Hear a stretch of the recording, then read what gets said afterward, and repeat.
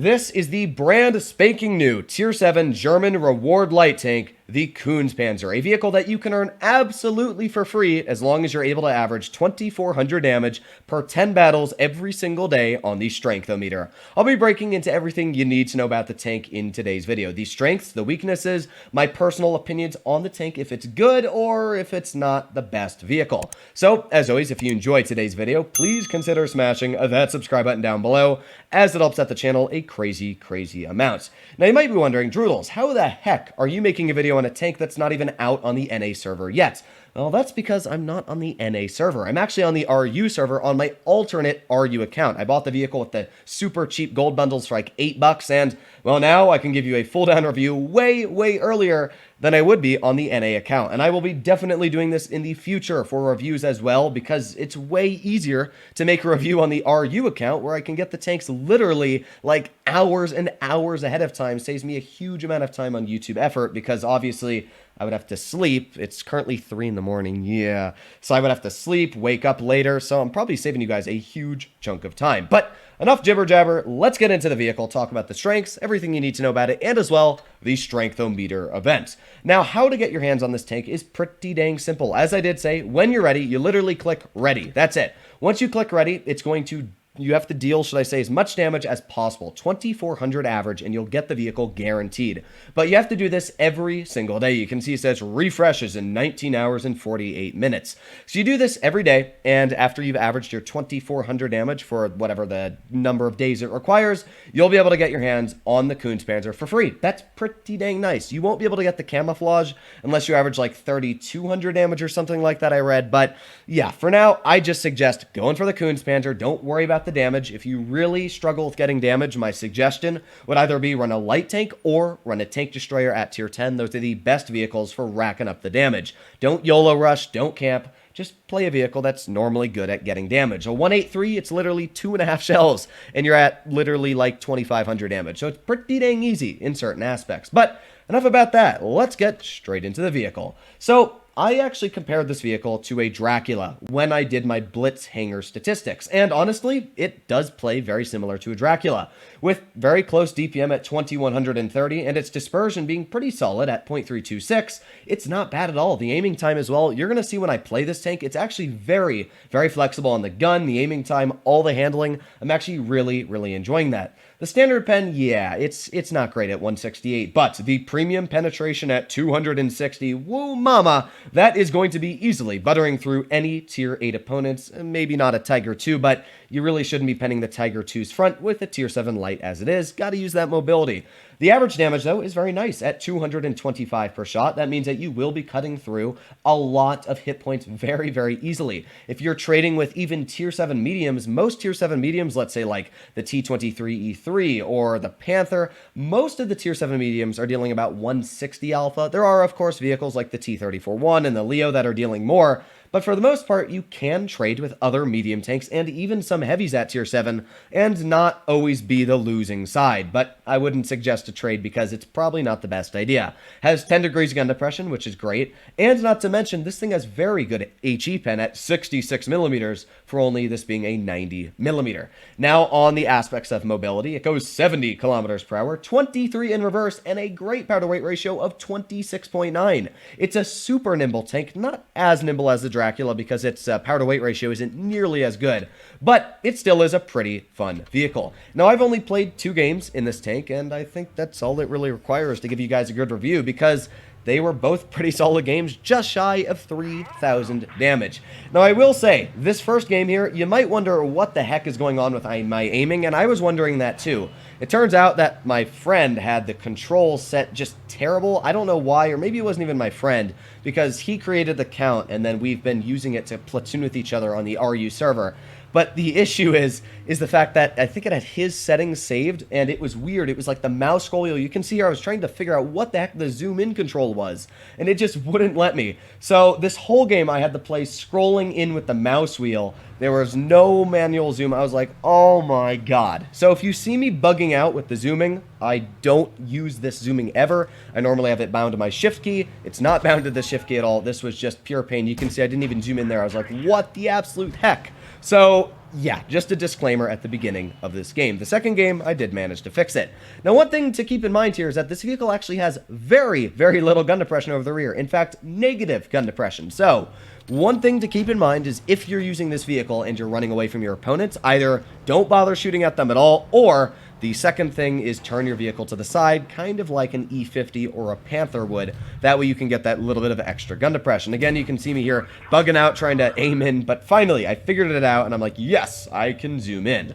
So there's that pretty solid DPM. It's obviously not as high as the 160 Alphas, and it's not an incredibly high DPM, but it is high enough to, you know, get some decent chunks out onto enemy opponents. We're already sitting at just shy of 1,000 damage here, and I'm aiming in on that AT7's cupola, and yeah, there's the .326 dispersion. It's not amazing, but it's not bad. You should expect to hit most of the shells you fire in this game. Now, I'm waiting for that Bulldog, and maybe, just maybe, we'll probably got to snap into him. Come on, Bulldog, poke it, and maybe not.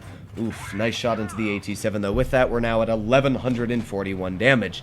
Now, the mobility, the on-movement dispersion is great combined together. You can see that gun barely even blooms when you're on the move, so because of that, we got a beautiful shot right into the rear of the AT7, a little bit of a fire, and now we're just at 1,500 damage. Again, still bugging out here with the aiming, but yeah, that Tog, oh baby, that is a huge slap of hit points. And this is where I said that you can out-trade opponents that are dealing less damage per shot. You might be a light tank, and you might not have much armor going for you, but I still have the ability to easily out-trade this guy with that insane traverse speed as well of 23 kilometers per hour.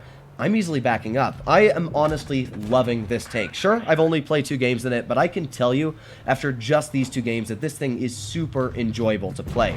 It's fast, it's got a great gun, the heat penetration is plenty, you're not going to have to spam that much gold as it is. It's just a super flexible tank, and because of that, I've really been enjoying it.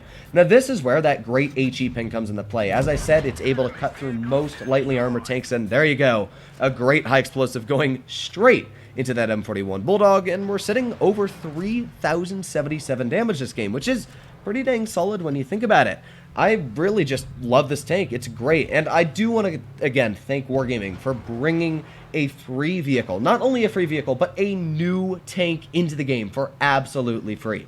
I know 7 years is a lot of time for this game, and they really showed off their dedication by literally giving away a free vehicle that I never would have ever thought Wargaming would have done. So this is something that I'm very, very excited and pleased to do as YouTube, is have something that I'm actually proud of as the company that I'm working, well, not really working for, obviously I'm self-employed, but a better way to put it is I'm happy that the game that I'm recording for is actually doing the right moves here. So the first game was pretty good, 3,289 damage. It made a decent slap of credits at 64,000. I'm not sure if I have premium account. Do I? I do. That's probably because I did buy a bunch of gold bundles.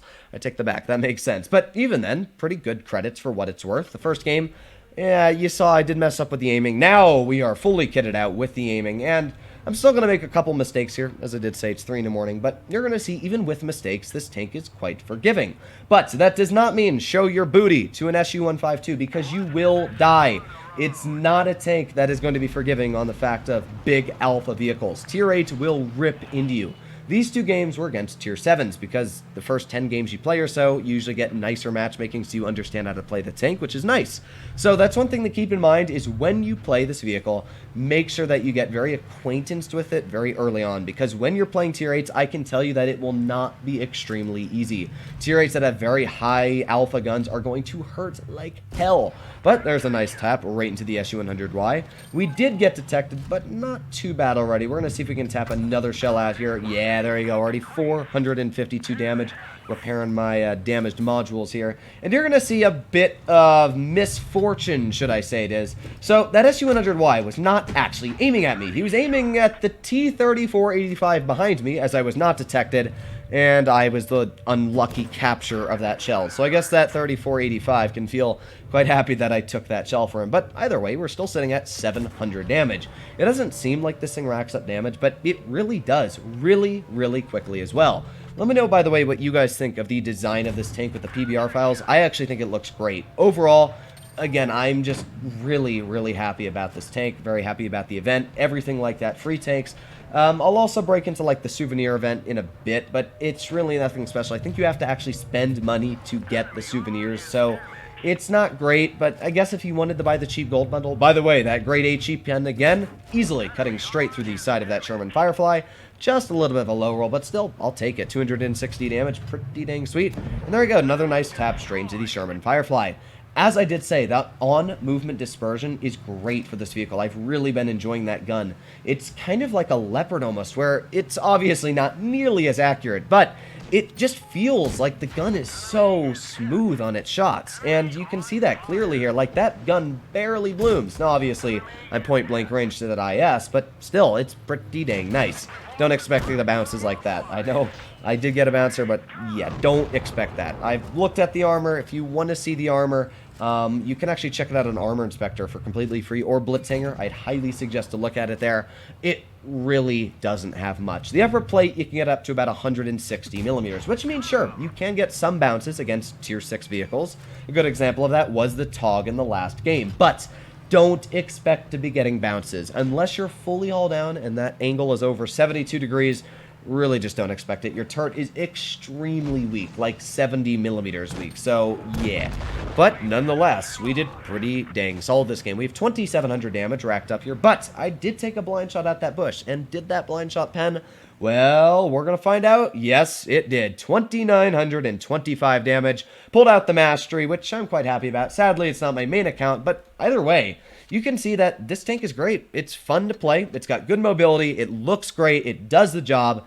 And it's free. So there's literally no negatives here. I would suggest for every single person watching this video to grind the vehicle. If you don't, you're missing out, and honestly, that's on you. If you complain about stuff, this is Wargaming literally giving you a free, super strong Tier 7 Premium, by the way. It won't be nerfed. A free, super strong Tier 7 Premium. So people that complain that Wargaming is a biased company and only sells overpowered vehicles and they're a ripoff, well, this is your chance to get a free Tier 7 vehicle. So, no complaining. I'm expecting to see all these tanks in your guys' garages, but other than that, happy birthday to Blitz. And hopefully all of you guys are going to enjoy playing Blitz. Hopefully the game's going to stay alive for many, many future years to come. And yeah, this is a super happy day for me. Hopefully all of you are doing well out there. Stay happy, stay healthy, and I'm going to get some sleep. Bye-bye.